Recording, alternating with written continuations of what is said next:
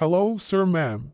In this video, I will continue the story of our previous video of the man who had an online relationship with a Filipino woman for 2 years straight and sent her money and found out that she was impregnated by another man. We'll continue the story. Hit the like button, subscribe to the channel so we can please the YouTube algorithm gods. Last we left off, he was on his way to the airport in Manila. He continues by saying, "Bear in mind, I was 34 years old at the time, so I was not so much of an old guy. When I arrived in Manila, Rachel texted my phone and asked me if she could meet me in the airport in Davao. The big C that I talked about in the first story was COVID. I replied back to her and told her that I don't want anything to do with her. I was so upset with her. She said, I promised your mom that I would take care of you here because the Philippines is dangerous. I traveled all the way over the world, so I think this girl was trying to scare me. She texts the phone again when I arrived in Davao and still harassing me to meet me. So it was midnight. I said, okay, fine. She came to the airport with one of her friend. When Rachel came out of the taxi, her belly was looking like 3 months pregnant. I arrived at my hotel. I took my credit card out to pay for the room. It was 18,000 pesos. The lady did not have a card reader, so I said to myself, this country is really behind time. So I only have 3,000 peso on me. So I gave it to the hotel. I told her that I have to go back on the road to get a card machine. Rachel and her friend follow me. Show me where I could get cash. The limit money I can get from the cash machine was only 10,000 pesos. So I re-enter my card again and try another 10,000 peso. Now I have the money. I gave Rachel 10,000 to hold for me. Oh, stupid of me. She said I should run away with this 10,000. I said to her, would you run away with that amount of money? She said I was just joking. I quickly took the money from her. So out of kindness, I said, let's go for something to eat. So we went to Jollibee. After finished eating, we went back to the hotel to give the rest of the money to the reception lady at the hotel. I bring something for Rachel's brother that I promise. Bear in mind that I leave over from what I was spending during the trip from Manila to Davao. So I went back to my hotel room, put the change on the hotel dressing. Rachel started to go through my things. I asked her, what are you doing? The friend that she take with her said, you have caused enough damage to this guy. Why are you taking these things and taking his money? I am now settled in my hotel. Time to get rid of these girls. I gave the friend 1,000 pesos, thanking her to assist me. I gave Rachel 1,000 as well to take taxi to go back home. She stretched out her hands. She said, can you give me 500 peso more? I said, no, please leave my hotel. So, the next day, it was Monday morning. Rachel texts my phone again and say, Mom would like to meet you. The things that I bring for the brother, she said, did not take it with her that night before. So I said, okay, fine. I'll meet you guys at the SM Mall. My plan B was to meet a different girl when I found out that Rachel was pregnant. So I was supposed to meet that girl Monday afternoon. So I have a little time to burn before I meet my new friend. When I get to the shopping mall, I thought it was only Rachel, her mother and her father, and the cousin. Upon arrival, I saw 13 people.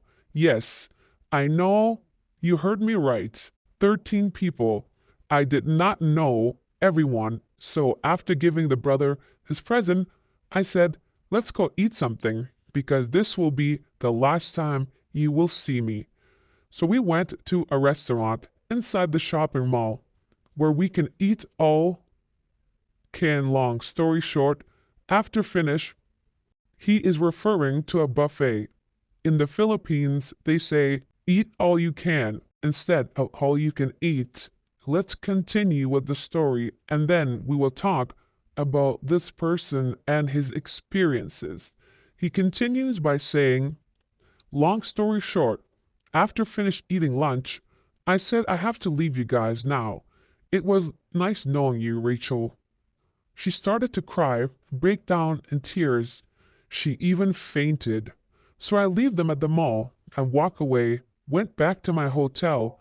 I got on my phone, I texted the new girl to come and meet me at the hotel. When she arrived, she was very nervous, knowing that she was meeting me for the first time. To break the ice, we started small chats. After 20 minutes, there goes my phone again. Rachel was on it. She said, can you give me 4,000 pesos from my brother? I said to her, leave me alone. I'm finished with you. I asked my new girlfriend to tell this girl in her language to leave me alone. She told my new girlfriend that she promised to take care of me. My new friend said to her, don't worry, I know the city very well, so he is in good hands. Don't call this phone again. I have to explain to my new girlfriend that this girl was one of the girl that I was talking to online. I should have met up with her, but I changed my mind. I didn't want to make a big scene out of the first time, so I told my girl I never meet her, which I lied, but she didn't know. Let's continue. Rachel stopped texting and calling my phone. My new friend, she did not ask for any money, so the next day, which was Tuesday, she took me around, and in the evening, I went to meet the family. The family was happy to see me, and I got into juice, introduced to everyone, which they treated me well. They didn't ask me for nothing. They bring me to their province. I do a little cross Ireland trip with her, and I finished my holiday with no regret. So from all this, my plan B worked out well. I came back to Europe, and I'm still talking to this girl. She was 32 years old at the time, no kids. She was a very nice person. So that's my story. That is a story of this man. This is not a one-off situation. Let's talk about it. Initially, I wanted to let loose and just let this person know how idiotic, stupid, and naive he was. But then I realized most of us have been there. We've been played and lied to by someone in the Pinoy land, and in his case, 2 years straight. It's easy to judge from the outside perspective, and you know what they say, hindsight is 20/20. It's not the same as us just reading a story. This man has suffered long enough, and although we want to start bashing him, I don't think that's the message we want to send. The point is to warn other men about similar situations, of the women that they're talking to, about sending money. Sending money should never be an option, especially before you meet the person, and even once you meet them, that should not be your go-to option. You should buy her things, sure, pay for meals, of course, pay the rent, the taxi, the hotel, any activity you do. That's what a man does, but never physically hand her money. Why does she need it? If she needs new clothes, buy it for her. If she needs something for her room, purchase it.